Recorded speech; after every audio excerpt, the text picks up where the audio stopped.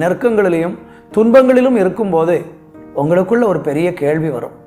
என்ன கேள்வி தெரியுமா? தேவன் என்னை சோதிக்கிறாரோ?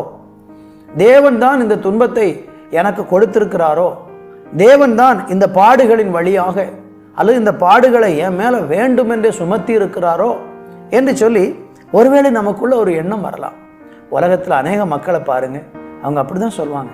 ஒரு கஷ்டம் வந்துட்டா கடவுள் என்ன சோதிக்கிறார், கடவுள் தான் இந்த தண்டனையை கொடுத்துட்டார், கடவுள் தான் என்னை இப்படி ஆக்கிட்டார், கடவுள் தான் என்ன தரித்திரர் ஆக்கிட்டார்னு சொல்லி அநேக மனிதர்கள் புரிந்து கொள்ளாமல் தேவன் மேலே பழி போடுறாங்க.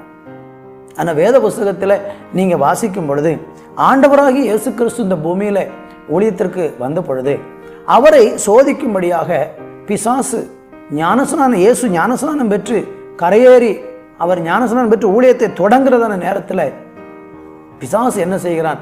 சோதனைக்காரனாக வருகிறான். அங்கே வேதம் அவனை சோதனைக்காரன் என்று